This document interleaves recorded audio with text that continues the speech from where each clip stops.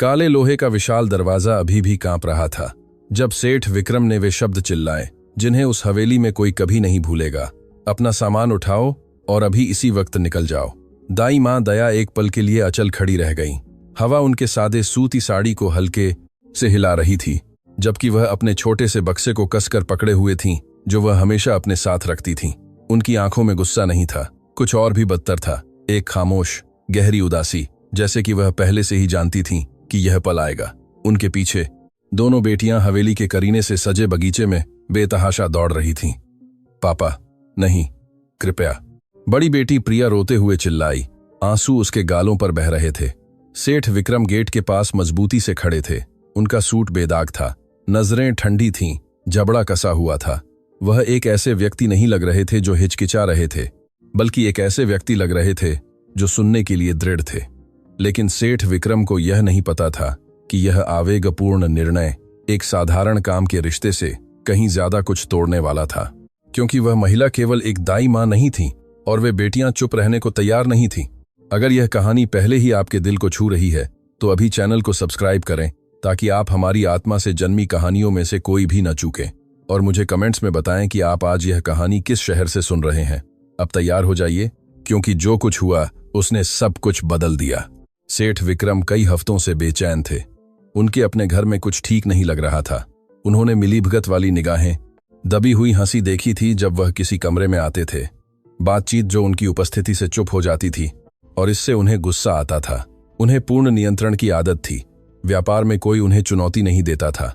उनकी कंपनी में उनका शब्द कानून था, शहर में उनका नाम सम्मान पैदा करता था। लेकिन अपने ही घर में उन्हें लग रहा था कि कुछ उनके हाथ से निकल रहा है। बेटियां, जो पहले उनके आने पर उन्हें गले लगाने दौड़ती थीं, अब उन्हें दाई माँ से ज्यादा जुड़ी हुई लगती थीं।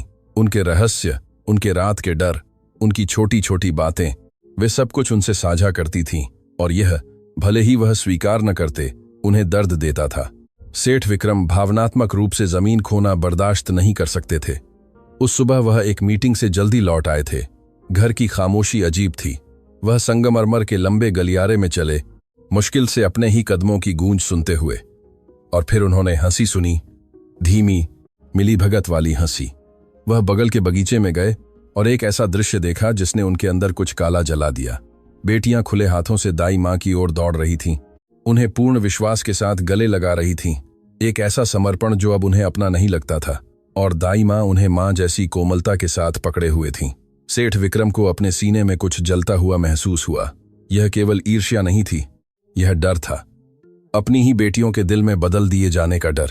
और जब डर अभिमान के साथ मिलता है तो निर्णय खतरनाक हो जाते हैं। वह बिना आवाज किए बगीचे में घुस गए। उन्होंने बातचीत के टुकड़े सुने। अभी पापा को कुछ मत बताना, दाई माँ ने फुसफुसाया। यह वाक्य ही काफी था। सेठ विक्रम के लिए कोई संभावित संदर्भ नहीं था, कोई वैध स्पष्टीकरण नहीं था, केवल विश्वासघात था। और इस तरह बिना पूछे, बिना सुने, बिना सोचे वह भड़क उठे। टकराव तेजी से हुआ। मुझे क्या नहीं बताना चाहिए? उन्होंने ठंडी आवाज में पूछा। बेटियां जम गईं। दाई माँ एक कदम आगे बढ़ीं। सेठ जी, मैं समझा सकती हूं, मुझे स्पष्टीकरण की जरूरत नहीं है।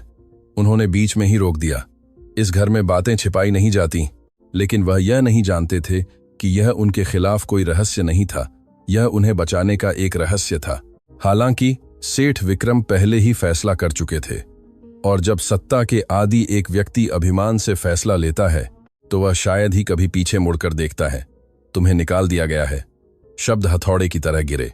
बड़ी बेटी ने दाई माँ का हाथ कसकर पकड़ लिया। आप ऐसा नहीं कर सकते, उन्होंने कुछ गलत नहीं किया। सेठ विक्रम ने अपनी नजर कठोर कर ली। मैं तय करता हूं कि मेरे घर में क्या सही है और क्या गलत। दाई माँ ने न तो गिड़गिड़ाया न रोई, बस बेटियों को ऐसे देखा जैसे उनके चेहरों को अपनी याद में कैद करना चाहती हों। ठीक है, उन्होंने धीमी आवाज में कहा, लेकिन जो हमने शुरू किया है उसका ख्याल रखना। इस वाक्य ने सेठ विक्रम को भ्रमित कर दिया। उन्होंने क्या शुरू किया था? वह ऐसे क्यों बात कर रही थीं जैसे कुछ चल रहा हो? लेकिन उनका अभिमान उनकी जिज्ञासा से ज्यादा मजबूत था। वह उन्हें गेट तक ले गए। बेटियां बेतहाशा उनके पीछे दौड़ीं, और वहीं ठीक उसी पल कुछ बदल गया। छोटी बेटी, जिसकी उम्र मुश्किल से 6 साल थी, ने अपने पिता को एक दृढ़ता से देखा जो उसकी उम्र की नहीं लगती थी। तो हमें भी आपसे कुछ कहना है। सेठ विक्रम को कंपकंपी महसूस हुई। उन्हें चुनौती दिए जाने की आदत नहीं थी, और खासकर अपनी ही बेटियों से। दाई माँ ने अपनी नजरें झुका लीं। वह जानती थीं कि यह अच्छा नहीं होगा, लेकिन वह यह भी जानती थीं कि सच्चाई अब और नहीं छिप सकती। हवा और तेज चल रही थी। अब दृश्य समय में रुका हुआ लग रहा था। सेठ विक्रम ने कल्पना भी नहीं की थी कि यह दिखने में मामूली पल उनके जीवन की सबसे बड़ी सीख की शुरुआत होगा, क्योंकि उनकी बेटियां जो करने वाली थीं वह केवल बच्चों की विद्रोह नहीं थी। यह एक ऐसा निर्णय था जो उस चीज को उजागर करेगा जिसे वह वर्षों से अनदेखा कर रहे थे। कुछ ऐसा जिसका संबंध अनुपस्थिति, दूरी, अधूरे वादों और एक ऐसे दर्द से था जिसका उन्होंने कभी सामना करने की हिम्मत नहीं की थी। बेटियां अब नहीं रो रही थीं। यही बात सेठ विक्रम को सबसे ज्यादा परेशान कर रही थी। वे न तो गिड़गिड़ा रही थीं, न चिल्ला रही थीं, बस उन्हें देख रही थीं। और उनकी आंखों में निराशा और दृढ़ता का मिश्रण था जिसने उन्हें किसी भी आरोप से ज्यादा निहत्था कर दिया। बड़ी बेटी एक कदम आगे बढ़ी। अगर वह जाती हैं तो हम भी सब कुछ बता देंगी। सेठ विक्रम ने महसूस किया कि नियंत्रण टूटने लगा है। क्या इतना गंभीर हो सकता है कि दो बेटियां उन्हें इस तरह चुनौती दें? लेकिन उनके स्वभाव ने उन्हें कठोरता से जवाब देने के लिए प्रेरित किया। तुम्हारे पास बताने के लिए कुछ नहीं है, तुम बस बच्चे हो। गलती, गंभीर गलती, क्योंकि कभी कभी बच्चे वह देखते हैं जिसे वयस्क देखने से इनकार करते हैं, और उन बेटियों ने बहुत कुछ देखा था। सेठ विक्रम ने अपनी बाहें कसकर बांध लीं, झुकने के लिए दृढ़ थे। दाई माँ ने गेट का दरवाजा धीरे धीरे खोला। उन्होंने कुछ और नहीं कहा, लेकिन उनकी आंखें एक खामोश चेतावनी से भरी थीं। यह विदाई अंत नहीं होगी, यह शुरुआत होगी। सेठ विक्रम को अभी भी नहीं पता था कि उस गेट को बंद करके वह अपने ही परिवार में वास्तव में क्या हो रहा था, उसे समझने का एकमात्र अवसर भी बंद कर रहे थे। और जैसे ही गेट एक सूखी आवाज के साथ बंद हुआ, उनकी बेटियों ने एक ऐसा फैसला लिया जो उनकी दुनिया को हमेशा के लिए बदल देगा। गेट के बंद होने की आवाज तेज नहीं थी, लेकिन सेठ विक्रम के सीने में एक सूखी चोट की तरह गूंज उठी। बेटियां कुछ सेकंड के लिए अचल खड़ी रहीं, सड़क की ओर देख रही थीं, जहां से दाई माँ अपने छोटे से बक्से के साथ दूर जा रही थी। नीला लिबास फुटपाथ के ग्रे रंग के विपरीत लग रहा था, और पहली बार वह विशाल हवेली बहुत ठंडी, बहुत खाली लग रही थी। सेठ विक्रम ने पीछे मुड़कर बिना देखे पलट गए। घर के अंदर आओ, उन्होंने दृढ़ स्वर में आदेश दिया, लेकिन कोई नहीं हिली। हवा बगीचे के पेड़ों को हिला रही थी, और हवा में कुछ अलग लग रहा था। यह केवल उदासी नहीं थी, यह तनाव था, एक खामोश निर्णय जो उन दोनों बेटियों के दिमाग में बनने लगा था। बड़ी बेटी ने सबसे पहले प्रतिक्रिया दी, आपको ऐसा नहीं करना चाहिए था। सेठ विक्रम अचानक रुक गए। उन्हें सवाल किए जाने की आदत नहीं थी, खासकर अपने ही घर में और खासकर अपनी ही बेटियों से। मैंने कहा कि मैं इस पर चर्चा नहीं करूंगा, उन्होंने बिना मुड़े जवाब दिया। छोटी बेटी, जिसकी आंखें अभी भी नम थीं, ने मुट्ठियां कस लीं। उन्होंने कुछ भी गलत नहीं किया था। सेठ विक्रम ने गहरी सांस ली। उन्होंने शांत रहने की कोशिश की, लेकिन उनके अंदर कुछ बेचैन था।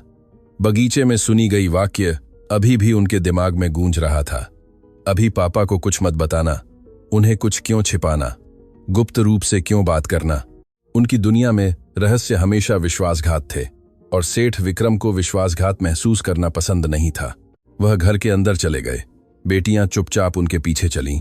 फर्श का संगमरमर उनके कदमों को दर्शा रहा था। सब कुछ बहुत व्यवस्थित, बहुत सही लग रहा था, जैसे कि वह घर अत्यधिक भावनाओं की अनुमति नहीं देता था। लेकिन उस शाम कुछ टूटने लगा। मुख्य बैठक में सेठ विक्रम ने अपना ब्रीफकेस कांच की मेज पर रख दिया। उन्होंने अपनी टाई ढीली की। वह खुद को यह समझाने की कोशिश कर रहे थे कि उन्होंने सही किया है। वह सिर्फ एक कर्मचारी है।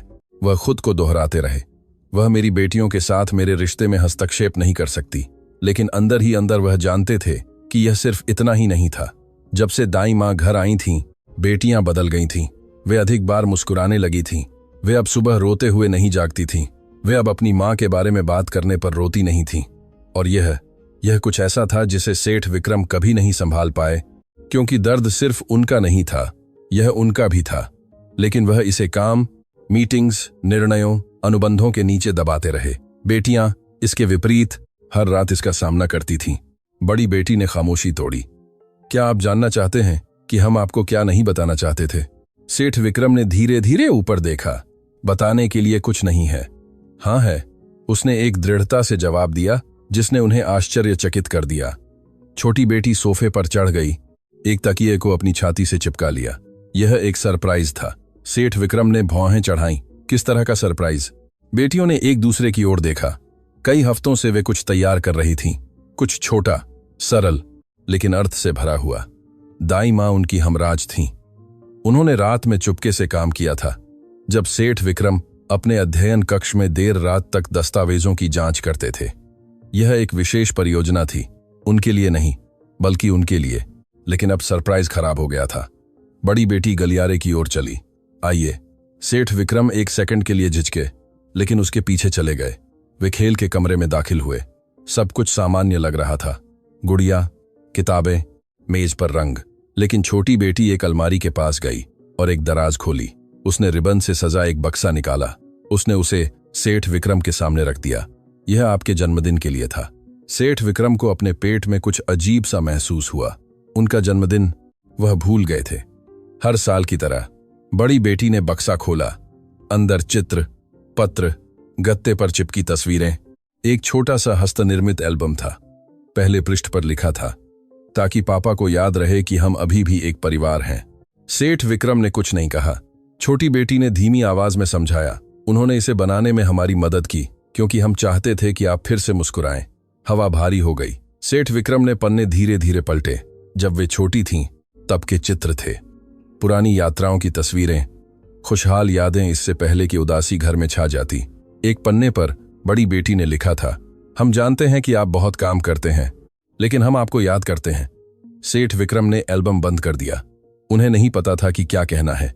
कई हफ्तों से उन्होंने विश्वासघात, रहस्य, अवज्ञा की कल्पना की थी और इसके पीछे केवल प्यार था।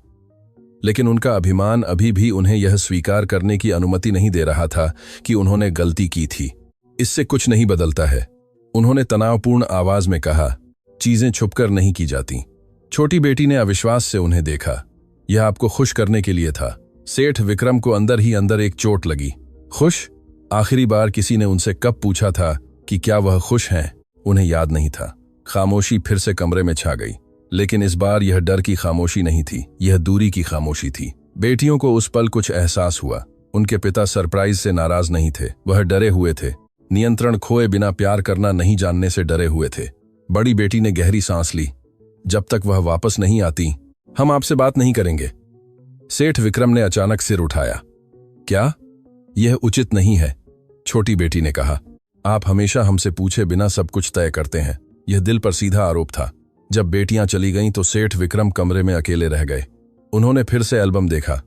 हर पन्ना उनकी अनुपस्थिति की याद दिला रहा था, शारीरिक नहीं, भावनात्मक। वह हमेशा वहां रहे थे, लेकिन वास्तव में नहीं। घड़ी में शाम के 6 बज रहे थे। घर में अंधेरा होने लगा था और कई दिनों बाद पहली बार सेठ विक्रम को लगा कि खामोशी उन्हें कुचल रही है। वह अपने अध्ययन कक्ष में गए, दस्तावेजों पर ध्यान केंद्रित करने की कोशिश की, लेकिन एल्बम की तस्वीरें बार बार लौट आती थीं। बेटियां हंस रही थीं, दाई मां उनकी मदद कर रही थीं। कांपते हाथों से लिखे शब्द, हम आपको याद करते हैं। सेठ विक्रम ने अपनी आंखें कसकर बंद कर लीं। उनके अंदर कुछ टूटने लगा था, लेकिन वह अभी इसे स्वीकार करने के लिए तैयार नहीं थे। उस रात उन्होंने दृढ़ रहने का फैसला किया। मैं उन्हें मुझे हेरफेर करने की अनुमति नहीं दे सकता, उन्होंने सोचा। लेकिन अंदर ही अंदर वह जानते थे कि यह हेरफेर नहीं था, यह कुछ ज्यादा गहरा था। कमरे में बेटियां धीमी आवाज में बात कर रही थीं। हमें कुछ करना होगा, बड़ी बेटी ने फुसफुसाया। अगर वह उन्हें वापस नहीं लाते तो? बड़ी बेटी ने खिड़की की ओर देखा। तो हम खुद उन्हें ढूंढने जाएंगी। यह निर्णय आवेगपूर्ण नहीं था, यह हफ्तों के एहसास का परिणाम था कि उनके पिता हर दिन उनसे दूर होते जा रहे थे। दाई मां केवल उनकी देखभाल ही नहीं करती थीं, बल्कि उन्हें दर्द के बारे में बात करना सिखाती थीं, उसे छिपाना नहीं, उसे गुस्से में नहीं बदलना। और अब सेठ विक्रम ने उस एकमात्र पुल को काट दिया था। रात हवेली पर छा गई। सेठ विक्रम ने अकेले रात का खाना खाया। बेटियां नीचे नहीं आईं, उन्होंने विरोध नहीं किया, वे रोई नहीं। यह खामोशी किसी भी चीख से ज्यादा दर्दनाक थी। सोने से पहले सेठ विक्रम गलियारे से गुजरे। उन्होंने दरवाजे के पीछे फुसफुसाहट सुनी। वह अंदर नहीं गए। पहली बार उन्हें डर लगा कि वह क्या सुन सकते हैं। वह अपने कमरे में गए, अपनी जैकेट उतारी, शीशे में देखा। प्रतिबिंब ने उन्हें एक सफल, शक्तिशाली, सम्मानित, लेकिन अविश्वसनीय रूप से अकेले व्यक्ति की छवि वापस दी। उन्हें अपनी बेटियों की नजर याद आई। जिस दृढ़ता से उन्होंने उन्हें चुनौती दी थी, वह वाक्य जो उनका पीछा कर रहा था, जब तक वह वापस नहीं आती, हम आपसे बात नहीं करेंगे। और पहली बार उन्हें संदेह हुआ, अपनी सत्ता पर नहीं बल्कि अपने प्यार करने के तरीके पर। इस बीच शहर में कहीं दाई मां मंद रोशनी वाली स्ट्रीट लाइट्स के नीचे चल रही थीं। वह रोई नहीं, लेकिन उनका दिल बेचैन था। वह जानती थीं कि बेटियां इसे आसानी से स्वीकार नहीं करेंगी, और वह यह भी जानती थीं कि सेठ विक्रम कुछ भी नहीं समझे थे। अभी नहीं, लेकिन वह समझेंगे, क्योंकि बेटियां कुछ ऐसा करने वाली थीं जिसकी वह कभी कल्पना भी नहीं कर सकते थे। कुछ ऐसा जो केवल एक बच्चों का नखरा नहीं होगा, यह एक सबक होगा। और वह सबक अभी शुरू हो रहा था। हवेली एक अजीब खामोशी में जाग गई। यह एक सुरुचिपूर्ण घर की सामान्य खामोशी नहीं थी, जहां सब कुछ सटीक रूप से काम करता है। यह एक घनी, भारी खामोशी थी, जैसे कि दीवारें खुद कुछ का इंतजार कर रही थीं। सेठ विक्रम नाश्ता करने के लिए सामान्य से जल्दी नीचे आए। वह अच्छी तरह सोए नहीं थे। रात भर एल्बम, चित्रों और बच्चों की स्याही से लिखे उन शब्दों की याद ने उन्हें लगातार परेशान किया था, ताकि पापा को याद रहे कि हम अभी भी एक परिवार हैं। यह वाक्य उनके दिमाग में अटक गया था। उन्होंने हमेशा की तरह कड़क काली कॉफी ली। उन्होंने अपनी बेटियों के सीढ़ियों से जल्दी जल्दी उतरने, उनकी हंसी, उनकी बहस कि कौन किसके ज्यादा पास बैठेगा की आवाज सुनने का इंतजार किया, लेकिन ऐसा कुछ नहीं हुआ। उन्होंने घड़ी देखी। स्कूल के लिए पहले ही देर हो चुकी थी। उन्होंने भौहें चढ़ाईं, दृढ़ कदमों से सीढ़ियों से ऊपर गए। बेडरूम का दरवाजा खटखटाया। उठने का समय हो गया है। खामोशी। उन्होंने दरवाजा खोला। बिस्तर लगे हुए थे, स्कूल के बैग नहीं थे। सेठ विक्रम को अपने पेट में एक चोट महसूस हुई। वह खाली बाथरूम की ओर गए, ड्रेसिंग रूम की ओर गए। स्कूल के लिए जो कपड़े वे पहनते थे वे अपनी जगह पर नहीं थे। उनका दिल तेजी से धड़कने लगा। यह अभी डर नहीं था, यह अविश्वास था। वह तेजी से मुख्य हॉल में नीचे आए। सुरक्षा गार्ड प्रवेश द्वार पर था। क्या आपने लड़कियों को बाहर जाते देखा? आदमी एक पल के लिए झिझका। हाँ, सेठ जी। सेठ विक्रम ने उन्हें तीव्रता से देखा। वे किसके साथ थीं? गार्ड ने अपनी नजरें झुका लीं। केवल वे ही थीं। उन्होंने कहा कि आप जानते थे। सेठ विक्रम को लगा कि जमीन उनके पैरों के नीचे से खिसक रही है। वे अकेले चली गई थीं, बिना अनुमति के, बिना बताए। और फिर उन्हें समझ में आया, यह नखरा नहीं था, यह एक निर्णय था। लड़कियों ने गंभीरता से बात की थी। अगर वह जाती हैं तो हम भी सब कुछ बता देंगी। लेकिन यह शब्दों से कहीं ज्यादा था। सेठ विक्रम ने तुरंत अपना फोन उठाया। उन्होंने स्कूल को फोन किया। वे नहीं पहुंची थीं। उन्होंने ड्राइवर को फोन किया। उसे कुछ नहीं पता था। उन्होंने उनके कुछ दोस्तों को फोन किया जो आसपास रहते थे।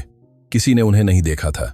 नियंत्रण उनके हाथ से छूटने लगा था, और सेठ विक्रम को नियंत्रण खोना बिल्कुल पसंद नहीं था। वह तेजी से घर से बाहर निकले। वह ड्राइवर का इंतजार किए बिना अपनी कार में बैठ गए। जैसे ही उन्होंने इंजन चालू किया, एक विचार आकार लेने लगा। केवल एक ही जगह थी जहां वे जा सकती थीं, दाई मां का घर। उस छोटे से मोहल्ले तक का रास्ता उनके जीवन का सबसे लंबा रास्ता था। दूरी के कारण नहीं, बल्कि चिंता के कारण। जैसे ही वह गाड़ी चला रहे थे, कुछ उनके अंदर से उन्हें परेशान करने लगा। क्या होगा अगर वे इसलिए चली गईं क्योंकि उन्हें सुना नहीं गया था? क्या होगा अगर उनका निर्णय अंतिम बूंद था? सेठ विक्रम ने स्टीयरिंग व्हील को कसकर पकड़ा। वर्षों से उन्होंने सभी के लिए निर्णय लिए थे।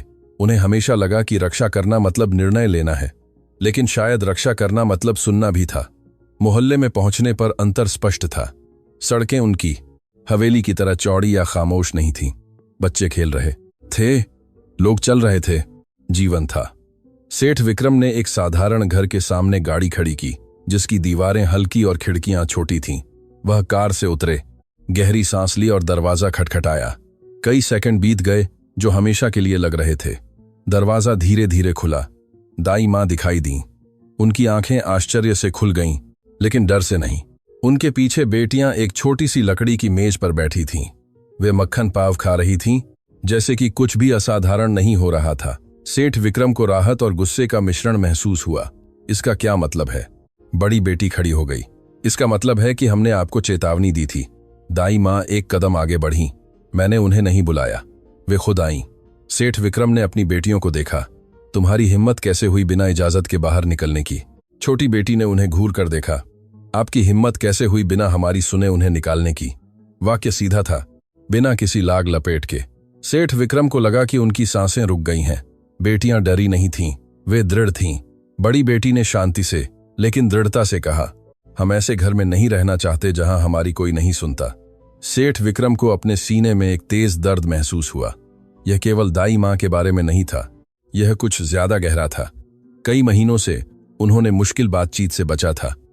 अपनी मां के बारे में बात करना, उदासी के बारे में बात करना, उस खालीपन के बारे में बात करना जो पीछे रह गया था।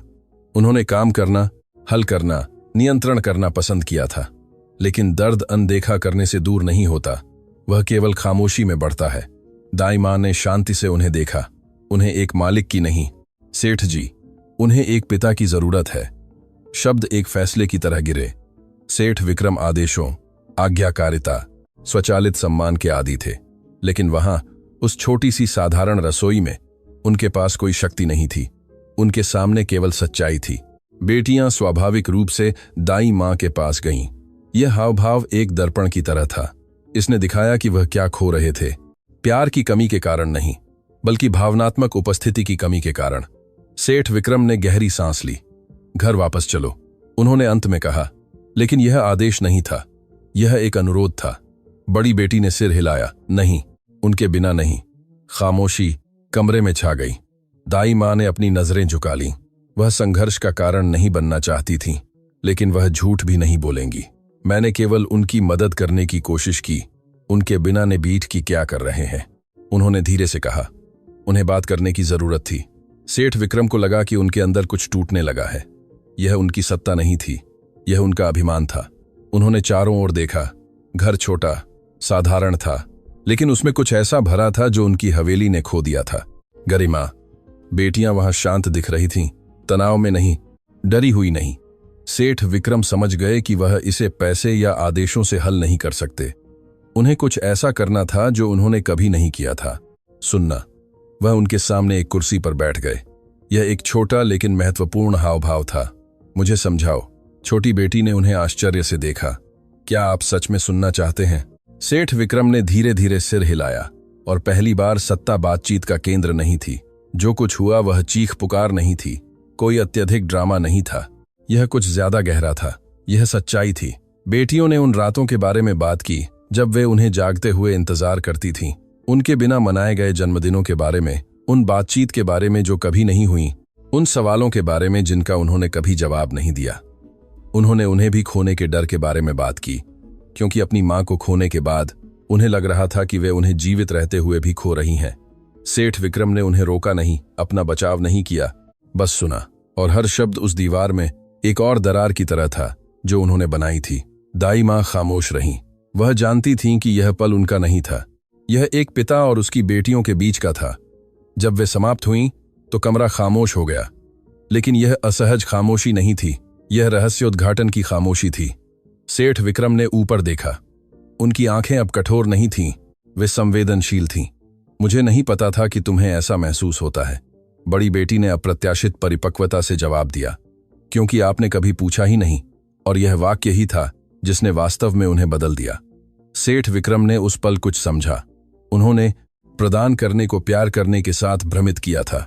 उन्होंने रक्षा करने को नियंत्रण करने के साथ भ्रमित किया था। उन्होंने खामोशी को ताकत के साथ भ्रमित किया था। लेकिन प्यार एक तरफा निर्णयों से नहीं दिखाया जाता, यह उपस्थिति से दिखाया जाता है। सेठ विक्रम ने दाई मां को देखा, और पहली बार उन्हें एक कर्मचारी के रूप में नहीं देखा। उन्होंने किसी ऐसे व्यक्ति को देखा जिसने भावनात्मक रूप से उनकी बेटियों को सहारा दिया था जब वह नहीं जानते थे कि कैसे करें। कुछ बदल रहा था, लेकिन अभी भी एक कदम बाकी था। एक ऐसा कदम जो आसान नहीं होगा, क्योंकि गलती स्वीकार करना मुश्किल है, लेकिन माफी मांगना और भी मुश्किल है। और सेठ विक्रम अपने जीवन की सबसे बड़ी परीक्षा का सामना करने वाले थे। उस अंतिम वाक्य के बाद छोटी रसोई में खामोशी छा गई, क्योंकि आपने कभी पूछा ही नहीं। सेठ विक्रम को लगा कि वे शब्द हवा में तैर रहे हैं, जैसे गायब होने से इनकार कर रहे हों। उन्हें किसी ने कभी ऐसे बात नहीं की थी, न उनकी कंपनी में, न उनके सामाजिक दायरे में, न उनके अपने ही घर में। लेकिन वहां उस साधारण कुर्सी पर एक घिसी पिटी लकड़ी की मेज के सामने बैठे हुए वह एक शक्तिशाली व्यवसायी नहीं थे, वह एक पिता थे जिसने अभी अभी एक ऐसी सच्चाई सुनी थी जिसे वह वर्षों से टाल रहे थे। उन्होंने अपनी बेटियों को देखा। वे उन्हें चुनौती नहीं दे रही थीं, वे अनादरपूर्ण नहीं थीं, वे ईमानदार थीं, और यह ईमानदारी किसी भी टकराव से ज्यादा दर्दनाक थी। सेठ विक्रम ने कुछ सेकंड के लिए अपनी नजरें झुका लीं। उनके हाथ, जो लाखों के अनुबंधों पर बिना कांपे हस्ताक्षर करने के आदी थे, अब भारी लग रहे थे। दाई मां ने धीरे से खामोशी तोड़ी। सेठ जी, मैं कभी आपकी जगह नहीं लेना चाहती थी। सेठ विक्रम ने ऊपर देखा। तो फिर मुझे क्यों लगता है कि आपने ऐसा किया? सवाल आक्रामक नहीं था, यह संवेदनशील था। दाई मां ने उनकी आंखों में देखा, क्योंकि उन्हें बात करने की जरूरत थी और आप उन्हें सुनने के लिए तैयार नहीं थे। उनकी आवाज में कोई शिकायत नहीं थी, केवल वास्तविकता थी। सेठ विक्रम ने गहरी सांस ली। वह जानते थे कि उस पल उनके पास दो विकल्प थे, अभिमान से चिपके रहना या सच्चाई को स्वीकार करना। वर्षों से अभिमान उनकी ढाल रहा था। इसने उन्हें वित्तीय नुकसान के बाद उठने की अनुमति दी थी। इसने उन्हें ताकत दी थी जब उन्हें शून्य से शुरू करना पड़ा था। लेकिन अब वही अभिमान एकमात्र चीज को खतरे में डाल रहा था जो वास्तव में मायने रखती थी, उनकी बेटियां। छोटी बेटी धीरे धीरे पास आई। हम हमेशा के लिए जाना नहीं चाहते थे, उसने धीमी आवाज में कहा। हम बस चाहते थे कि आप हमें सुने। सेठ विक्रम को गले में एक गांठ महसूस हुई। उन्होंने स्थिति को विद्रोह के रूप में व्याख्या किया था, लेकिन वास्तव में यह निराशा थी, अदृश्य महसूस न करने की निराशा। वह धीरे धीरे खड़े हुए, छोटी रसोई में कुछ कदम चले। उन्होंने साधारण दीवारों को देखा, रेफ्रिजरेटर पर चुंबक से चिपकी पारिवारिक तस्वीरें, वह मेज जहां उनकी बेटियां शांत बैठी थीं। वहां कोई विलासिता नहीं थी, लेकिन उपस्थिति थी, और यही बात उन्हें सबसे ज्यादा लगी। सेठ विक्रम फिर से बैठ गए। अगर मैं तुम्हारे बिना घर वापस जाता हूं तो क्या तुम वापस आओगी? बड़ी बेटी ने बिना झिझके जवाब दिया। केवल तभी जब वह भी वापस आएंगी। सेठ विक्रम ने एक सेकंड के लिए अपनी आंखें बंद कर लीं। यह अब एक साधारण काम का निर्णय नहीं था, यह एक भावनात्मक चुनाव था।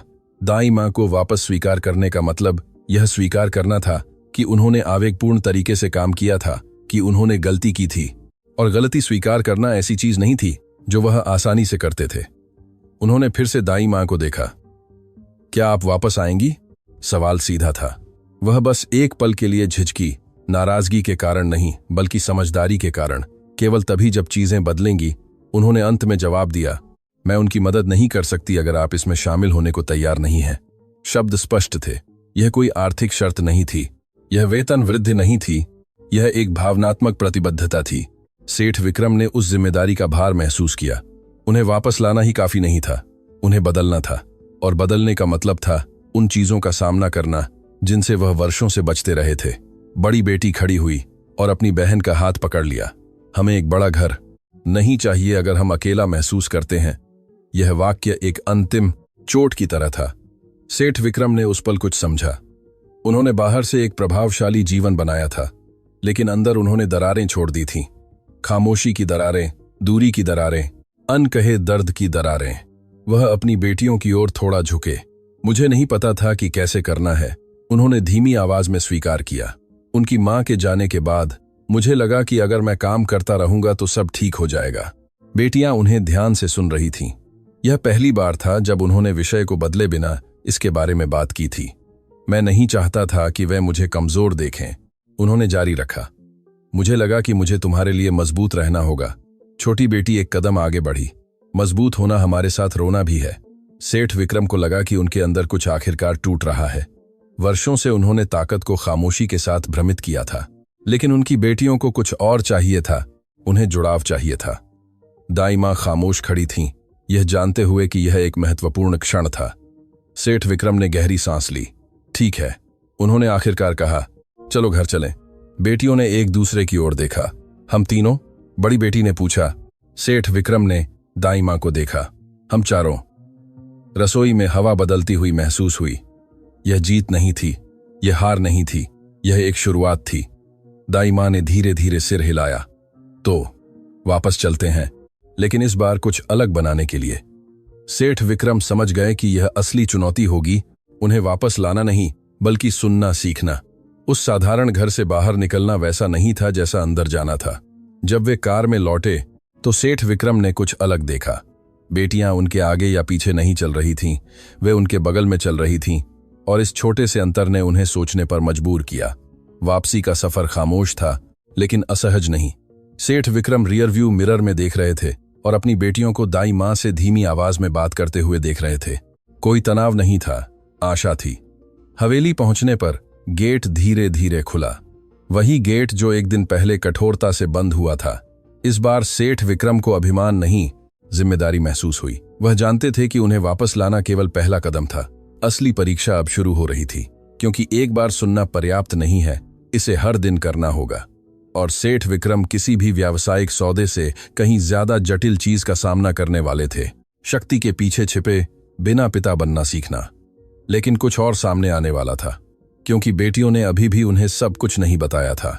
उस अधूरी सरप्राइज के पीछे एक और गहरा कारण था, एक विवरण जिसे सेठ विक्रम अभी भी नहीं जानते थे। और जब वह सच्चाई सामने आएगी तो वह समझेंगे कि वह आवेगपूर्ण निर्णय उनके कल्पना से कहीं ज्यादा नाजुक चीज को नष्ट कर सकता था। हवेली में वापसी किसी और दिन की तरह नहीं थी। गेट कार के पीछे धीरे से बंद हो गया, लेकिन इस बार आवाज ठंडी या दूर की नहीं थी। यह अलग थी, जैसे कि किसी ऐसी चीज की शुरुआत का संकेत दे रही हो जिसका अभी तक कोई नाम नहीं था। सेठ विक्रम सबसे पहले कार से उतरे, घूमकर पीछे का दरवाजा खोला ताकि उनकी बेटियां बाहर निकल सकें। यह छोटा लेकिन महत्वपूर्ण हावभाव उनसे अनसुना नहीं रहा। दाई मां खामोशी से उतरी, सब कुछ सावधानी से देखती हुई। वह जानती थीं कि इस वापसी का मतलब यह नहीं था कि सब कुछ सुलझ गया था। यह एक नाजुक प्रक्रिया की शुरुआत मात्र थी। बेटियां पहले अंदर गईं। घर अभी भी बेदाग, चमकदार, सही था। लेकिन अब सेठ विक्रम इसे अलग आंखों से देख रहे थे। पहली बार उन्हें एहसास हुआ कि यह कितना विशाल था और कितना खाली महसूस हो सकता था। बड़ी बेटी मुख्य हॉल के बीच में रुक गई। आपको अभी भी सब कुछ नहीं पता है। सेठ विक्रम स्थिर हो गए। कुछ और भी था। उन्हें यह तब से लग रहा था जब से उन्होंने एल्बम वाला बक्सा देखा था। मुझे और क्या जानना है? उन्होंने पहले से ज्यादा धीमी आवाज में पूछा। छोटी बेटी ने दाई मां की ओर देखा, जैसे अनुमति मांग रही हो। उन्होंने धीरे धीरे सिर हिलाया। बड़ी बेटी ने गहरी सांस ली। सरप्राइज केवल एल्बम नहीं था। सेठ विक्रम को हल्का सा रोमांच महसूस हुआ। तो फिर क्या था? छोटी बेटी गलियारे की ओर दौड़ी और एक नीली फाइल के साथ वापस आई जो एक सोफे के पीछे छिपी हुई थी। उसने उसे हल्के कांपते हाथों से सेठ विक्रम को सौंप दिया। यह है। सेठ विक्रम ने फाइल ली, उसे खोला। अंदर चित्र, पत्र और कुछ और था। एक दस्तावेज सावधानी से मोड़ा हुआ। कागज आधिकारिक था। सेठ विक्रम ने उसे तुरंत पहचान लिया। यह एक मेडिकल रिपोर्ट थी। उनकी सांसें एक पल के लिए रुक गईं। यह क्या है? बड़ी बेटी ने उन्हें घूर कर देखा। यह सरप्राइज का हिस्सा था। सेठ विक्रम ने दस्तावेज खोला। उनकी आंखें पंक्तियों पर घूमने लगीं। यह छोटी बेटी की मनोवैज्ञानिक रिपोर्ट थी। उनका दिल तेजी से धड़कने लगा। दस्तावेज में बच्चों की चिंता, इस की साथ ही रात के एपिसोड, अपने पिता को खोने के डर के बारे में बात की गई थी। सेठ विक्रम को लगा कि दुनिया थोड़ी झुक गई है। यह कब हुआ? दाई मां एक कदम आगे बढ़ी। 3 महीने पहले। सेठ विक्रम ने अचानक ऊपर देखा। 3 महीने? दाई मां ने शांति से उनकी आंखों में देखा। हाँ, आप एक व्यावसायिक यात्रा पर थे। सेठ विक्रम को वह यात्रा याद आई। वह महत्वपूर्ण थी। $1 मिलियन का अनुबंध, एक अंतर्राष्ट्रीय विस्तार। लेकिन जब वह विशाल संख्याओं पर बातचीत कर रहे थे तो उनकी बेटी खामोशी में डर से जूझ रही थी। तुमने मुझे क्यों नहीं बताया? उन्होंने कांपते हुए आवाज में पूछा। बड़ी बेटी ने दृढ़ता से जवाब दिया, क्योंकि आप हमेशा व्यस्त रहते हैं। चोट सीधी थी। सेठ विक्रम को अपने सीने में ऐसा दबाव महसूस हुआ जो उन्होंने सबसे बुरे व्यावसायिक संकटों में भी अनुभव नहीं किया था। मैं उसे डॉक्टर के पास ले गई क्योंकि उसे पैनिक अटैक आने लगे थे, दाई मां ने सावधानी से समझाया। मुझे लगा कि मुझे आपको सूचित करना चाहिए, लेकिन हर बार जब मैंने बात करने की कोशिश की तो आप कहते थे कि हम बाद में देखेंगे। सेठ विक्रम ने अपनी आंखें बंद कर लीं। उन्हें कई मौकों पर याद आया जब दाई मां ने बात करने के लिए कुछ मिनट मांगे थे। उन्होंने हमेशा बातचीत को टाल दिया था। हमेशा कुछ ज्यादा जरूरी होता था। अब वह समझ गए कि उन्होंने क्या अनदेखा किया था। छोटी बेटी ने अपनी नजरें झुका लीं। मुझे लगा कि अगर हम आपको बताते तो आप नाराज हो जाते। यह वाक्य एक अदृश्य चाकू की तरह था। उनकी बेटी उन्हें निराश करने से नहीं, डरती थी। वह उनकी प्रतिक्रिया से डरती थी। सेठ विक्रम को लगा कि उनके अंदर कुछ निश्चित रूप से टूट गया है। मैं कभी नहीं चाहता था कि वे मुझसे डरें, उन्होंने फुसफुसाया। बड़ी बेटी ने एक दर्दनाक सच्चाई के साथ जवाब दिया। यह डर नहीं है, यह है कि हम नहीं जानते कि आपसे कैसे बात करें। जो खामोशी आई वह भारी थी। सेठ विक्रम ने फिर से रिपोर्ट देखी। हर शब्द ज्यादा काली स्याही से लिखा हुआ लग रहा था। उसे भावनात्मक समर्थन की जरूरत है। पिता की निरंतर उपस्थिति की आवश्यकता है। उपस्थिति, पैसे नहीं, उपहार नहीं। उपस्थिति। दाई माँ ने धीरे से बात की। सरप्राइज यह था कि आप अगली सत्र में उनके साथ आते। सेठ विक्रम ने धीरे धीरे ऊपर देखा। क्या? हम चाहते थे कि आप हमारे साथ जाएं। बड़ी बेटी ने समझाया कि डॉक्टर आपको समझाएं कि हमें कैसा महसूस होता है। सेठ विक्रम को अपराधबोध और शर्म का मिश्रण महसूस हुआ। उन्होंने उस व्यक्ति को निकाल दिया था जो उन्हें अपनी बेटियों के करीब लाने की कोशिश कर रहा था। उन्होंने अविश्वास से प्रतिक्रिया दी थी, जबकि वास्तव में यह सुरक्षा के बारे में था। भावनात्मक सुरक्षा। छोटी बेटी उनके पास एक कदम आगे बढ़ी। हम इसे हमेशा के लिए छिपाना नहीं चाहते थे। हम बस आपको सरप्राइज देना चाहते थे ताकि आप समझ सकें। सेठ विक्रम उसके सामने घुटनों के बल बैठ गए। कई दिनों बाद पहली बार वह शारीरिक रूप से अपनी बेटियों के स्तर पर आ गए। मुझे माफ करना, उन्होंने ईमानदारी से कहा। यह कोई स्वचालित वाक्य नहीं था, यह वास्तविक था। बेटियों ने उन्हें आश्चर्य से देखा। उन्होंने उन्हें कभी माफी मांगते हुए नहीं सुना था। दाई माँ खामोश खड़ी थीं। वह जानती थीं कि यह क्षण निर्णायक था। सेठ विक्रम ने छोटी बेटी के हाथ पकड़े। मुझे नहीं पता था कि तुम इससे गुजर रही हो। लड़की ने नम आंखों से उन्हें देखा। क्योंकि आप जब भी आते हैं मैं हमेशा मुस्कुराती हूं। सेठ विक्रम को लगा कि उनका दिल सिकुड़ गया है। उन्होंने मुस्कुराहट को स्थिरता के साथ भ्रमित किया था। उन्होंने मान के पाछ लिया था कि खामोशी का मतलब कल्याण है। लेकिन बच्चों का दर्द हमेशा चिल्लाता नहीं, कभी कभी फुसफुसाता है। बड़ी बेटी भी पास आई। हम आपको खोना नहीं चाहते। सेठ विक्रम को तब कुछ गहरा समझ में आया। अपनी मां को खोने के बाद उनकी बेटियां हमेशा अकेले रह जाने के डर में जी रही थीं, और वह अनजाने में अपनी भावनात्मक अनुपस्थिति से उस डर को बढ़ावा दे रहे थे। रिपोर्ट अभी भी उनके हाथ में थी। दस्तावेज केवल एक कागज नहीं था, यह एक दर्पण था जो उन सब चीजों को दर्शाता था जिन्हें उन्होंने देखने से बचा था। दाई मां फिर से बोली, मैं आपकी जगह नहीं लेना चाहती थी। मैं केवल उन्हें सहारा देना चाहती थी जब तक आप ऐसा नहीं कर सकते। सेठ विक्रम ने कृतज्ञता और पछतावे के मिश्रण से उन्हें देखा। मैंने आपको बिना सुने निकाल दिया। उन्होंने स्वीकार किया। उन्होंने धीरे से सिर हिलाया। लेकिन आप उन्हें ढूंढने वापस आए। यह वाक्य महत्वपूर्ण था।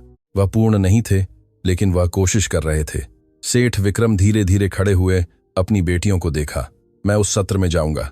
बेटियों ने राहत भरी नजरें आपस में बदलीं। सच में? छोटी बेटी ने पूछा। हाँ, और सिर्फ उस एक में नहीं, बल्कि जितनी भी जरूरी होंगी उन सभी में। वादा भव्य नहीं था, यह दृढ़ था। दाई मां ने राहत की सांस ली, लेकिन वह जानती थीं कि अभी भी कुछ सुलझाना बाकी था। सेठ विक्रम उनके पास गए। अगर आप रुकने का फैसला करती हैं तो मैं चाहता हूं कि हम साथ काम करें, छुपकर नहीं। उन्होंने उन्हें घूर कर देखा। केवल तभी जब आप मुझे सच कहने की अनुमति दें, भले ही आपको यह पसंद ना आए। सेठ विक्रम ने सिर हिलाया। मुझे ठीक उसी की जरूरत है। बेटियों ने पिछली रात से पहली बार मुस्कुराया, लेकिन सेठ विक्रम के अंदर अभी भी एक बोझ था, क्योंकि वह समझते थे कि वादों से ही काफी नहीं था, उन्हें आदतों को बदलना था।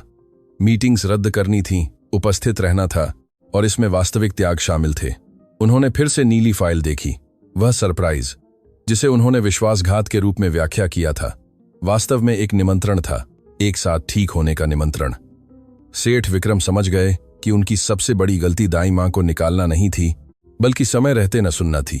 अब उनके पास समय था, लेकिन उन्हें कार्य करना था। हवेली पर रात होने लगी। हालांकि कई दिनों बाद पहली बार माहौल ठंडा नहीं लग रहा था। तनाव था, हाँ, खुले घाव थे, लेकिन इरादा भी था, और इसने सब कुछ बदल दिया। सेठ विक्रम ने फोन उठाया। अगले दिन की एक महत्वपूर्ण मीटिंग रद्द कर दी। सहायक ने विरोध करने की कोशिश की। यह जरूरी है सेठ जी। सेठ विक्रम ने दृढ़ता से जवाब दिया। यह भी है। उन्होंने फोन रख दिया। उन्होंने अपनी बेटियों को देखा। कल हम साथ चलेंगे। छोटी बेटी उन्हें गले लगाने दौड़ पड़ी। बड़ी बेटी भी उसके पीछे चली। सेठ विक्रम ने अपनी आंखें बंद कर लीं जब उन्होंने उन्हें अपनी बाहों में लिया। यह एक परिपूर्ण हावभाव नहीं था, यह अतीत को मिटा नहीं सकता था, लेकिन यह एक शुरुआत थी। और हालांकि ठीक होने का रास्ता लंबा होगा, पहली बार सेठ विक्रम इसे तय करने के लिए तैयार थे। लेकिन उन्हें यह अंदाजा नहीं था कि वह सत्र कुछ और भी गहरा उजागर करेगा, कुछ ऐसा जिसका संबंध उनकी बेटी की चिंता से ही नहीं था, बल्कि एक सच्चाई से था जिसे वह खुद वर्षों से छिपा रहे थे। और वह रहस्योद्घाटन उन्हें उस दर्द का सामना करने के लिए मजबूर करेगा जिससे वह हमेशा बचते रहे थे। अगली सुबह हर दूसरे दिन से अलग थी। सेठ विक्रम ने जागने पर अपना ईमेल नहीं देखा। उन्होंने अपने सहायक को फोन नहीं किया। उन्होंने जल्दी से कार तैयार करने के लिए नहीं कहा। वह बिस्तर के किनारे बैठ गए और गहरी सांस ली। वर्षों से उन्होंने किसी महत्वपूर्ण सौदे से पहले कभी घबराहट महसूस नहीं की थी, लेकिन यह अलग था। इसका संबंध संख्याओं, अनुबंधों या प्रतिष्ठा से नहीं था। इसका संबंध उनकी बेटी और खुद उनसे था। वह नाश्ता करने के लिए नीचे आए और अपनी बेटियों को पहले से तैयार एक साथ बैठा पाया। दाई माँ उनके साथ थीं, लेकिन इस बार वह केंद्रीय आकृति नहीं लग रही थीं। बेटियां सेठ विक्रम को उम्मीद से देख रही थीं, डर से नहीं, आशा से। क्या आप तैयार हैं? बड़ी बेटी ने पूछा। सेठ विक्रम ने धीरे धीरे सिर हिलाया। हाँ। डॉक्टर के क्लिनिक तक का रास्ता खामोश था, लेकिन असहज नहीं। सेठ विक्रम रियरव्यू मिरर में देख रहे थे कि छोटी बेटी कैसे घबराहट में अपने हाथों से खेल रही थी। वह भी घबराए हुए थे। पहुंचने पर इमारत साधारण थी, कोई विलासिता नहीं, कोई दिखावा नहीं। दरवाजे पर लगी पट्टिका पर लिखा था, बाल और परिवार मनोविज्ञान। सेठ विक्रम को अंदर ही अंदर हल्का सा कंपकंपी महसूस हुई। वे अंदर गए। प्रतीक्षालय में दीवारों पर चित्र चिपके हुए थे, हल्के रंग, निचली अलमारियों पर व्यवस्थित खिलौने, उनकी दुनिया से बिल्कुल अलग दुनिया। जब डॉक्टर ने उन्हें बुलाया तो सेठ विक्रम को लगा कि उन्होंने एक अदृश्य सीमा पार कर ली है। क्लिनिक आरामदायक था। डॉक्टर ने गर्मजोशी से अभिवादन किया। मुझे खुशी है कि आप आए। सेठ विक्रम ने सिर हिलाया। मुझे भी। वे बैठ गए। छोटी बेटी ने सेठ विक्रम के पास बैठना चुना। इस प्लीज हावभाव ने उन्हें उम्मीद से ज्यादा प्रभावित किया। सत्र सरल सवालों के साथ शुरू हुआ। कैसा महसूस हो रहा था? पिछली मुलाकात के बाद क्या बदल गया था? लेकिन जल्द ही बातचीत ज्यादा गहरी दिशा ले ली। जब आपके पिता यात्रा पर जाते हैं तो आपको कैसा महसूस होता है? डॉक्टर ने धीरे से पूछा। छोटी बेटी झिझकी। सेठ विक्रम की ओर देखा। उन्होंने उनकी आंखों में देखा। क्या तुम कह सकती हो? उन्होंने फुसफुसाया। लड़की ने गहरी सांस ली। मुझे लगता है कि शायद वह वापस नहीं आएंगे। सेठ विक्रम को सीधे सीने में एक चोट महसूस हुई। तुम ऐसा क्यों सोचोगी? उन्होंने शांत रहने की कोशिश करते हुए पूछा। लड़की ने अपनी नजरें झुका लीं क्योंकि मां चली गईं और वह भी वापस नहीं आईं। जो खामोशी आई वह पूर्ण थी। सेठ विक्रम को लगा कि उनके अंदर कुछ हजार टुकड़ों में टूट गया है। उन्होंने अपनी पत्नी की मौत के बारे में बात करने से बचा था। उन्होंने मान लिया था कि समय इसे ठीक कर देगा, लेकिन बच्चों का दर्द चूकने से दूर नहीं होता। डॉक्टर ने धीरे से हस्तक्षेप किया। कभी कभी जब बच्चे अपने एक माता पिता को खो देते हैं तो उन्हें दूसरे को खोने का तीव्र डर विकसित हो जाता है। सेठ विक्रम ने एक पल के लिए अपनी आंखें बंद कर लीं। उन्होंने कभी नहीं सोचा था कि उनके काम के कारण अनुपस्थिति उस डर को फिर से सक्रिय कर सकती है। बड़ी बेटी ने तब बात की, जब आप फोन का जवाब नहीं देते तो हम सोचते हैं कि कुछ हो गया है। सेठ विक्रम को याद आया कि उन्होंने महत्वपूर्ण मीटिंगों के दौरान कितनी बार अपने सेलफोन को साइलेंट पर रखा था। उनके लिए वे मिनट थे, उनके लिए वे घंटों की चिंता हो सकती थी। दाई माँ खामोश खड़ी थीं। वह जानती थीं कि यह बातचीत जरूरी थी। डॉक्टर ने सेठ विक्रम को देखा। क्या आपने उनसे अपने खुद के दर्द के बारे में बात की है? सेठ विक्रम ने धीरे धीरे सिर हिलाया। मुझे लगा कि अगर वे मुझे मजबूत देखेंगी तो वे सुरक्षित महसूस करेंगी।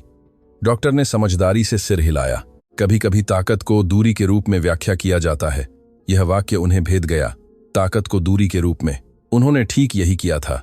उन्होंने एक दीवार बनाई थी ताकि वह टूट न जाए, लेकिन उन्होंने अपनी बेटियों को भी बाहर छोड़ दिया था। छोटी बेटी ने सेठ विक्रम का हाथ पकड़ा। आपको हर समय मजबूत रहने की जरूरत नहीं है। और तब कुछ ऐसा हुआ जो उस परिवार में कभी नहीं हुआ था। सेठ विक्रम रोए, खामोशी में नहीं, छिपे हुए नहीं। वह अपनी बेटियों के सामने रोए।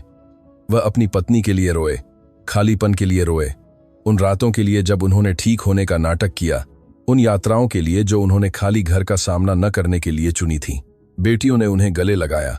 क्लिनिक में खामोशी छा गई, लेकिन यह असहज खामोशी नहीं थी। यह ठीक होने की खामोशी थी। डॉक्टर ने कुछ मिनटों बाद बात की। यह पहला कदम है। सेठ विक्रम ने ऊपर देखा। उनकी आंखें लाल थीं, लेकिन उनका भाव अलग था, ज्यादा मानवीय, ज्यादा वास्तविक। मैं भाग रहा था, उन्होंने स्वीकार किया। बड़ी बेटी ने सिर हिलाया। हम जानते हैं। सेठ विक्रम ने दाई मां को देखा। हार न मानने के लिए धन्यवाद। उन्होंने धीरे से मुस्कुराया। उन्हें सुनने का अधिकार है। सत्र सरल अभ्यासों के साथ जारी रहा। डॉक्टर ने कहा कि हर कोई बताए कि उन्हें दूसरे से क्या चाहिए। छोटी बेटी ने पहले बात की। मुझे जरूरत है कि आप पहुंचने पर मुझे बताएं। सेठ विक्रम ने सिर हिलाया। मैं करूंगा। बड़ी बेटी ने कहा, जब हम बात करें तो हमें देखने की जरूरत है। सेठ विक्रम को एक और दर्द महसूस हुआ। उन्होंने कितनी बार फोन से नजरें हटाए बिना जवाब दिया था। मैं करूंगा, उन्होंने दोहराया। अंत में डॉक्टर ने सेठ विक्रम को देखा। आपको उनसे क्या चाहिए? सेठ विक्रम झिझके। उन्होंने इस सवाल के बारे में कभी नहीं सोचा था। मुझे जरूरत है कि वे मुझे बताएं जब वे डरती हैं, भले ही मैं अनुपलब्ध लगूं। बेटियों ने सिर हिलाया। यह एक समझौता था, पूर्ण नहीं बल्कि वास्तविक। जब वे क्लिनिक से बाहर निकले तो सेठ विक्रम को कुछ अलग महसूस हुआ। पूरी राहत नहीं, लेकिन दिशा जरूर। उन्होंने अपनी बेटियों को देखा जब वे कार की ओर चल रही थीं। मुझे लाने के लिए धन्यवाद, उन्होंने कहा। बड़ी बेटी मुस्कुराई। यह सरप्राइज का हिस्सा था। सेठ विक्रम को तब सब कुछ का असली मतलब समझ में आया। यह कोई उपहार नहीं था, यह कोई दस्तकारी नहीं थी, यह एक अवसर था, उस चीज को फिर से बनाने का अवसर जिसे खामोशी ने नुकसान पहुंचाया था। हवेली पहुंचने पर माहौल अब इतना ठंडा नहीं लग रहा था। दाई मां अंदर जाने से पहले सेठ विक्रम के पास आईं। आज आपने एक महत्वपूर्ण कदम उठाया। सेठ विक्रम ने ईमानदारी से उन्हें देखा। लेकिन यह पर्याप्त नहीं है, उन्होंने धीरे से मना किया। यह शुरुआत है। सेठ विक्रम ने अपनी बेटियों को प्रवेश द्वार की ओर दौड़ते हुए देखा। कई दिनों बाद पहली बार उन्हें घर में रहने से डर नहीं लगा। उन्हें काम की ओर भागने की जरूरत महसूस नहीं हुई। वह जानते थे कि उन्हें अभी भी मुश्किल बातचीत का सामना करना था, अपनी पत्नी को बिना अपंग करने वाले दर्द के याद करना था, अपना शेड्यूल फिर से व्यवस्थित करना था, उपस्थित रहना था। लेकिन वह अब अकेले नहीं थे और उनके अंदर कुछ निश्चित रूप से बदल गया था, क्योंकि उस सत्र ने केवल उनकी बेटी के डर को ही नहीं बल्कि उनके अपने डर को भी उजागर किया था।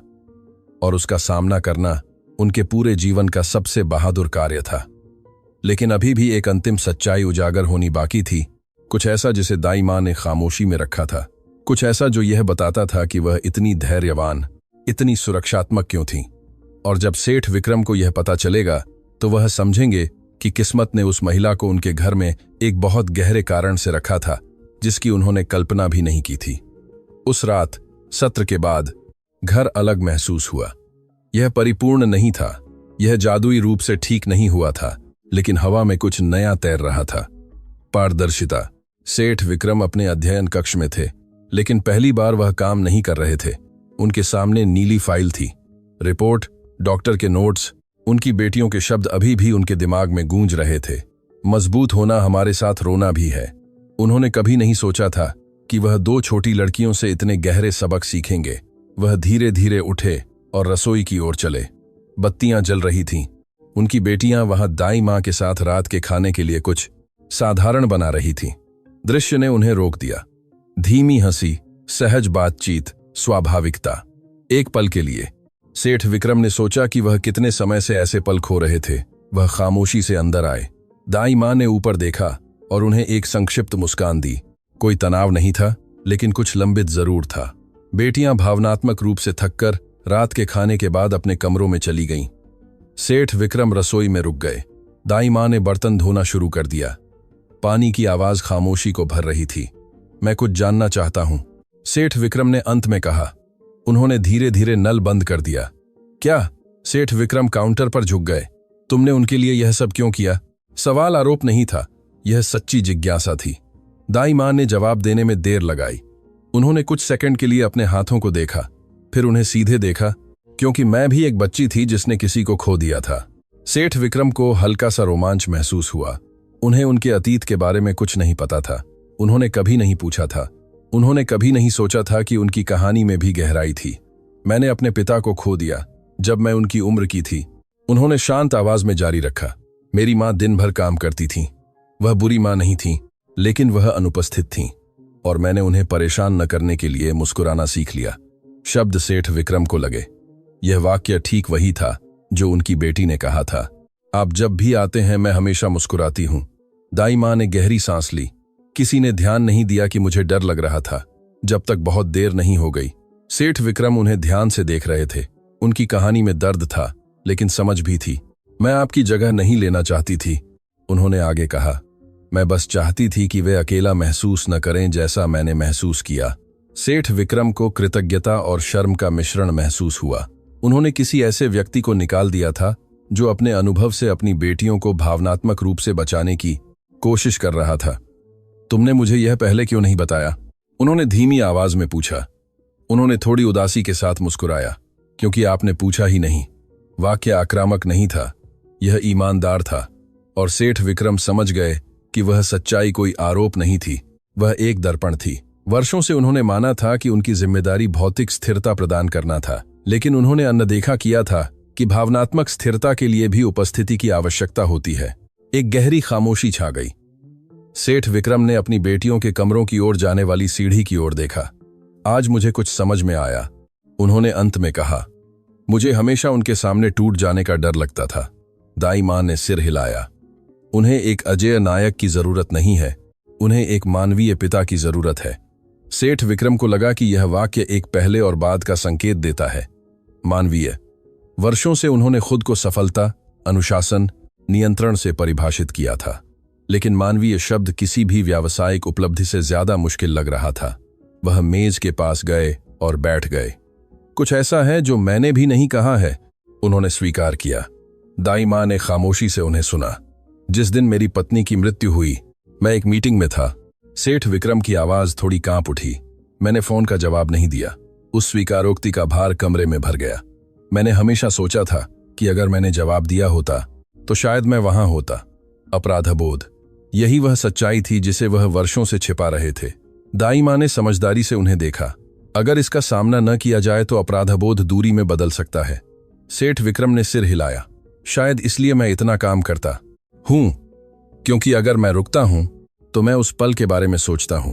शब्द अब ज्यादा आसानी से निकल रहे थे, जैसे कि दीवार आखिरकार गिर रही हो। दाई मां ने धीरे से बात की। आपकी बेटियों को यह जरूरी नहीं कि आप भूल जाएं, उन्हें आपके साथ याद रखने की जरूरत है।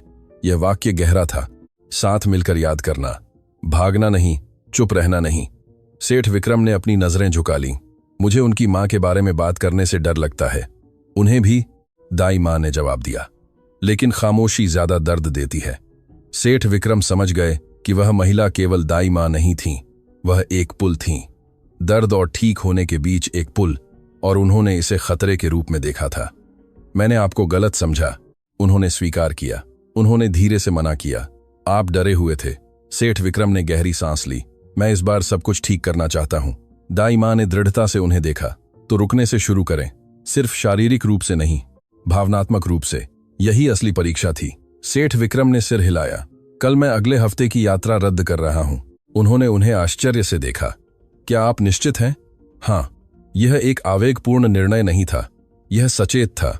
वह जानते थे कि इसका उनकी कंपनी पर परिणाम होगा, लेकिन पहली बार वह समझ गए कि अनुपस्थिति की लागत ज्यादा थी। दाई मां ने बर्तन धोना खत्म करने के लिए फिर से पानी चालू किया। आवाज अब खालीपन को भरती हुई नहीं लग रही थी, यह एक सच्ची बातचीत के साथ चल रही लग रही थी। सेठ विक्रम रसोई से बाहर निकलने से पहले खड़े हुए। वह रुके। हार न मानने के लिए धन्यवाद, उन्होंने गर्मजोशी से मुस्कुराया। वापस आने के लिए धन्यवाद। सेठ विक्रम धीरे धीरे सीढ़ियों से ऊपर गए। वह छोटी बेटी के कमरे के सामने रुके। उन्होंने धीरे से खटखटाया। क्या मैं अंदर आ सकता हूं? लड़की ने बिस्तर से सिर हिलाया। सेठ विक्रम उसके बगल में बैठ गए। आज रात तुम्हें डर लग रहा है, उसने थोड़ा झिझकी। सेठ विक्रम ने गहरी सांस ली। मुझे भी। लड़की ने उन्हें आश्चर्य से देखा। किस बात का? बेहतर करना सीखने का। छोटी बेटी मुस्कुराई। उससे डर नहीं लगता। सेठ विक्रम भी मुस्कुराए। वह वहां तब तक रहे जब तक वह सो नहीं गई। फिर बड़ी बेटी के कमरे में गए। वही हाव भाव दोहराया। ज्यादा बात नहीं की, बस मौजूद थे। और उस खामोश उपस्थिति का किसी भी भाषण से ज्यादा मतलब था। जब वह आखिरकार अपने कमरे में लौटे तो सेठ विक्रम ने खुद को शीशे में देखा। उन्होंने सफल व्यवसायी को नहीं देखा, उन्होंने एक थके हुए व्यक्ति को देखा, लेकिन बदलने को तैयार। और उन्होंने कुछ मौलिक समझा। असली शक्ति बिना सुने निर्णय लेने में नहीं थी, यह तब स्वीकार करने में थी जब कोई गलती करता है। लेकिन अभी भी एक अंतिम चुनौती बाकी थी। अपनी पत्नी के बारे में अपनी बेटियों से बात करना, उस अध्याय को खोलना जो वर्षों से बंद था। और जब वह ऐसा करेंगे तो परिवार केवल ठीक नहीं होगा, वह हमेशा के लिए बदल जाएगा। अगली सुबह बाकी सभी से अलग थी। सेठ विक्रम जागने पर अपने ईमेल की जांच नहीं की। उन्होंने अपने सहायक को फोन नहीं किया। उन्होंने जल्दी से कार तैयार करने के लिए नहीं कहा। वह बिस्तर पर कुछ मिनट तक बैठे रहे, सांस ले रहे थे, घर की खामोशी सुन रहे थे। यह अब ठंडी खामोशी नहीं थी, यह एक उम्मीद भरी खामोशी थी। वह जानते थे कि उन्हें क्या करना था। वह उठे और गलियारे की ओर चले। वह एक ऐसे दरवाजे के सामने रुके जो वर्षों से बंद था। उनकी पत्नी का कमरा। बहुत समय से उन्होंने अंदर जाने से बचा था। उन्होंने दर्द को ताले में बंद कर दिया था, जैसे कि उस दरवाजे को बंद करने से अतीत जम सकता था। लेकिन उनकी बेटियों को जमा हुआ अतीत नहीं, साझा यादों की जरूरत थी। सेठ विक्रम ने दरवाजा धीरे धीरे खोला। अंदर की हवा शांत थी, यादों से भरी थी। खिड़की से रोशनी धीरे से अंदर आ रही थी, उन तस्वीरों को रोशन कर रही थी जो बरकरार थीं। वह ड्रेसर के पास गए, एक फ्रेमयुक्त तस्वीर उठाई। यह चारों की समुद्र तट पर हंसते हुए की तस्वीर थी। सेठ विक्रम को गले में एक गांठ महसूस हुई। वर्षों से इस तस्वीर ने उन्हें अपराध बोध महसूस कराया था। अब इसने उन्हें कृतज्ञता महसूस कराना शुरू कर दिया था। उन्होंने अपने पीछे कदमों की आवाज सुनी। बेटियां गलियारे में थीं। बड़ी बेटी ने सबसे पहले बात की। आप अंदर गए। सेठ विक्रम ने सिर के पीछे कारिया हिलाया। हाँ। छोटी बेटी ने दरवाजे की ओर एक डरपोक कदम बढ़ाया। क्या हम अंदर आ सकते हैं? सेठ विक्रम ने गहरी सांस ली। जरूर। वे धीरे धीरे अंदर गए, जैसे कि कुछ अदृश्य तोड़ने से डर रहे हों। कमरा उदासी की जगह नहीं था, यह इतिहास की जगह था। सेठ विक्रम बिस्तर पर बैठ गए। मैं तुम्हें तुम्हारी मां के बारे में बताना चाहता हूं। बेटियों ने एक दूसरे की ओर देखा। उन्होंने इस पल का वर्षों से इंतजार किया था। सेठ विक्रम ने कांपते हुए लेकिन दृढ़ आवाज में बात करना शुरू किया। उन्होंने उन्हें बताया कि वे कैसे मिले। पहली बार जब उन्होंने उनसे कहा कि वह पिता बनेंगे, कि बेटियों को पाकर वह कैसे खुशी से रोए। उन्होंने उन्हें छोटे छोटे विवरण, रोजमर्रा की कहानियां, ऐसी यादें बताईं जो उन्होंने कभी साझा नहीं की थीं। जब वह बात कर रहे थे तो कमरा भारी लगना बंद हो गया। वह जीवन से भर गया। छोटी बेटी ने एक तस्वीर उठाई और उसे गले लगाया। मुझे लगा कि उनके बारे में बात करने से आपको दुख होता है। सेठ विक्रम ने ईमानदारी से उसे देखा। मुझे बात न करने से दुख होता था। बड़ी बेटी पास आई। हम भी उन्हें याद करते हैं। सेठ विक्रम ने अपनी बाहें खोलीं। तीनों आकृतियों ने उस कमरे के बीच में एक दूसरे को गले लगाया, जो वर्षों से वर्जित क्षेत्र था, और कुछ मुक्त हुआ। ऐसा नहीं था कि दर्द गायब हो गया, बल्कि यह अब अकेला नहीं था। दाई मां गलियारे से आंखों में चमक लिए देख रही थीं। उन्होंने हस्तक्षेप नहीं किया। वह जानती थीं कि वह पल केवल उनका था। काफी देर बाद सेठ विक्रम ने एक निर्णय लिया। यह कमरा अब कभी बंद नहीं रहेगा। बेटियां मुस्कुराईं। यह एक प्रतीक था, एक वास्तविक परिवर्तन। वे साथ में रसोई में नीचे आए। माहौल हल्का महसूस हुआ। सेठ विक्रम ने दाई मां को देखा। आज मैं घर पर रहना चाहता हूं। वह मुस्कुराईं। उन्हें इसका एहसास होगा, और उन्हें हो भी गया। दिन भर उन्होंने बगीचे में खेला, बातें कीं, हंसे, यहां तक कि विशेष पलों को याद करते हुए थोड़ा और रोए। लेकिन अब कोई डर नहीं था। सेठ विक्रम ने हर 5 मिनट में फोन नहीं देखा। उन्होंने जरूरी संदेशों का जवाब नहीं दिया। जब उनके सहायक ने फोन किया तो उन्होंने शांति से जवाब दिया, आज मैं कार्यालय नहीं जा रहा हूं। दूसरी ओर खामोशी छा गई। लेकिन सेठ जी, मेरी प्राथमिकता घर पर है। उन्होंने बिना किसी अपराधबोध के फोन रख दिया। पहली बार वह समझ गए कि सच्ची सफलता वित्तीय विस्तार नहीं थी, वह उपस्थिति थी। शाम को वे चारों बगीचे में बैठे। आकाश नारंगी रंग में रंगने लगा था। बेटियां उनसे सटकर बैठी थीं। दाई मां उनके सामने बैठी थीं। सेठ विक्रम ने सम्मान से उन्हें देखा। जो मैं संभालना नहीं जानता था, उसे संभालने के लिए धन्यवाद। उन्होंने धीरे से मना किया। आपको बस समय चाहिए था। सेठ विक्रम ने कुछ सेकंड के लिए सोचा। समय नहीं, डर था। बेटियां उन्हें सुन रही थीं। लेकिन अब मैं छिपूंगा नहीं। बड़ी बेटी ने ऊपर देखा। वादा? सेठ विक्रम ने उनकी आंखों में देखा। मैं हर दिन कोशिश करने का वादा करता हूं। उन्होंने पूर्णता का वादा नहीं किया, उन्होंने प्रयास का वादा किया। यह वास्तविक था। रात धीरे धीरे गिर गई। वे घर में दाखिल हुए। सोने से पहले छोटी बेटी ने दरवाजे से उन्हें देखा। पापा। सेठ विक्रम झुके। हाँ, वापस आने के लिए धन्यवाद। यह वाक्य उनके दिल में अंकित हो गया, क्योंकि यह शारीरिक रूप से वापस आने के बारे में नहीं था, यह भावनात्मक रूप से वापस आने के बारे में था। बाद में जब घर खामोश हो गया तो सेठ विक्रम हॉल में अकेले रह गए। उन्हें खालीपन महसूस नहीं हुआ, उन्हें जिम्मेदारी महसूस हुई। उन्होंने चारों ओर देखा। हवेली अब ठंडी नहीं लग रही थी, वह घर में बदल गई थी। दाई मां गलियारे से गुजरी। कल एक और दिन होगा, उन्होंने कहा। सेठ विक्रम ने सिर हिलाया। और मैं यहीं रहूंगा। वह मुस्कुराईं। तो वे ठीक रहेंगी। सेठ विक्रम को कुछ निश्चित रूप से समझ में आया। उन्होंने अपनी बेटियों को नहीं खोया था, वह उन्हें खोने वाले थे, लेकिन दो लड़कियों की बहादुरी और एक महिला के धैर्य ने उन्हें जगाने पर मजबूर किया। और कभी कभी प्यार का सबसे बड़ा कार्य आदेश देना नहीं होता, माफी मांगना होता है। सेठ विक्रम ने फिर कभी आवेगपूर्ण तरीके से किसी को नहीं निकाला। उन्होंने कभी किसी महत्वपूर्ण बातचीत को अनदेखा नहीं किया। उन्होंने आंखों में देखना सीखा, उन्होंने सुनना सीखा, उन्होंने सीखा कि साझा दर्द कम भारी लगता है। समय के साथ छोटी बेटी की चिंता कम हो गई, रातें तूफानी नहीं रहीं, अपनी मां के बारे में बातचीत स्वाभाविक हो गई और दाई मां केवल कर्मचारी नहीं रहीं, वह उस परिवार की कहानी का हिस्सा बन गई। सेठ विक्रम व्यापार में सफल रहे, लेकिन अब वह समझते थे कि उनकी सबसे बड़ी उपलब्धि संख्याओं में नहीं थी, वह हर गले लगने में, हर बातचीत में, हर मैं सुन रहा हूं में थी। क्योंकि सच्ची शक्ति नियंत्रण करने में नहीं होती, वह उपस्थिति के साथ प्यार करने में होती है। कभी कभी हमें लगता है कि प्रदान करना पर्याप्त है, कि खामोशी हमें मजबूत बनाती है, कि दर्द से बचना उसे गायब कर देता है, लेकिन सच्चाई कुछ और है। बच्चों को परिपूर्ण माता पिता की जरूरत नहीं होती, उन्हें उपस्थित माता पिता की जरूरत होती है, उन्हें सुने जाने की जरूरत होती है, उन्हें यह महसूस करने की जरूरत होती है कि उनका डर मायने रखता है। और कई बार अभिमान हमें पूछने से पहले प्रतिक्रिया करने पर मजबूर करता है, हमें सुनने से पहले निकालने पर मजबूर करता है, हमें उन दरवाजों को बंद करने पर मजबूर करता है जिन्हें खुलना चाहिए।